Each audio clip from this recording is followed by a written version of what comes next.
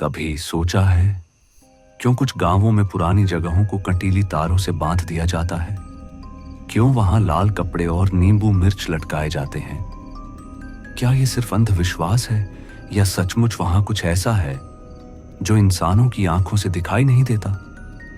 लोग कहते हैं इस कुएं में सैकड़ों आत्माओं का खून बहाया गया था और अब अगर कोई भी इंसान इस कुएं के पास जाता है तो वो लौटकर कभी सुबह नहीं देख पाता।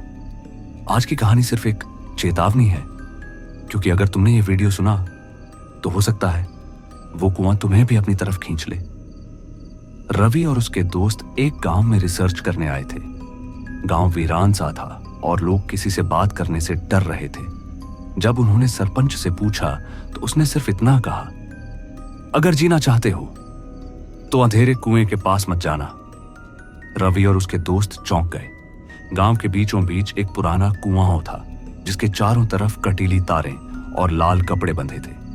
रात को जब वो लोग कमरे में सो रहे थे, कुएं से अजीब सी फुसफुसाहट आने लगी, जैसे कोई मदद के लिए पुकार रहा हो। सुबह रवि ने गांव वालों से पूछा तो एक बुजुर्ग ने सच बताया। सालों पहले गांव में एक तांत्रिक ने उस कुएं में सैकड़ों लोगों की बलि दी थी। उनका खून उसी कुएं में बहाया गया और तब से वहां से निकलने वाली आत्माएं गांव वालों को सताने लगी। कोई भी उस कुएं के पास जाता तो लौटकर कभी नहीं आता। रवि की जिज्ञासा बढ़ गई। उसने तय किया कि वो सच जानकर रहेगा। उसी रात वह अकेला टॉर्च लेकर कुएं की ओर बढ़ा। जैसे ही पास पहुंचा, हवा ठंडी हो गई, पेड़ हिलने लगे और चारों तरफ सन्नाटा छा गया। कुएं के पास जाकर उसने देखा, पानी काला था जैसे स्याही। उसमें अपना चेहरा झांकते ही उसे अपने पीछे सैकड़ों धुंधली आकृतियां खड़ी दिखी। रवि डर के मारे पीछे हटा, लेकिन तभी कुएं से एक हाथ निकलकर उसकी गर्दन पकड़ने लगा। वह चीखने लगा, पर आवाज बाहर नहीं निकली। तभी उसके दोस्त आ गए और उसे खींचकर बाहर ले गए। लेकिन अब रवि अजीब व्यवहार करने लगा।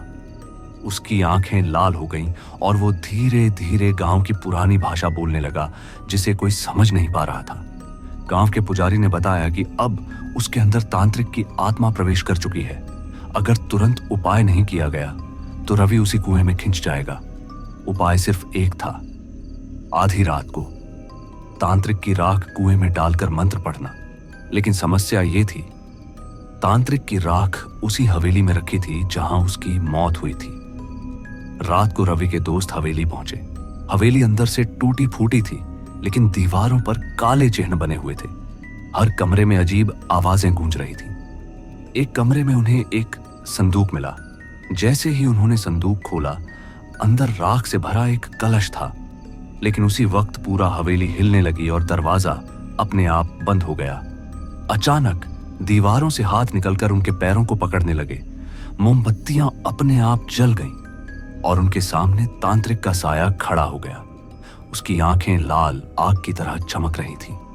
उसने हंसते हुए कहा, तुम सोचते हो मुझे रोक पाओगे? यह गांव, यह कुआं, सब मेरा है। दोस्त जैसे तैसे राख लेकर भागे और गांव के मंदिर पहुंचे। आधी रात हो चुकी थी। पुजारी ने मंत्र पढ़ना शुरू किया, लेकिन तभी रवि अचानक तड़पने लगा और उसकी आवाज बदल गई। उसके मुंह से वही तांत्रिक बोल रहा था, मुझे मुक्त मत करो, ये शरीर अब मेरा है। पूरा मंदिर कांपने लगा। दीपक बुझ गए, लेकिन पुजारी और दोस्तों ने हार नहीं मानी।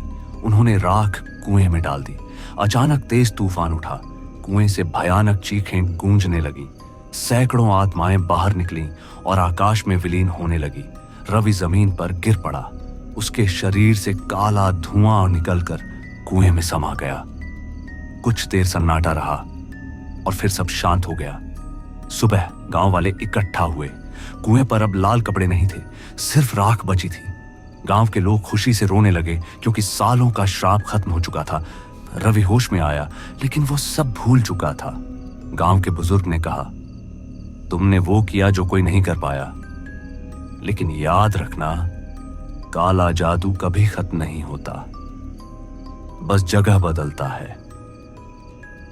लेकिन रहस्य अब भी बाकी है।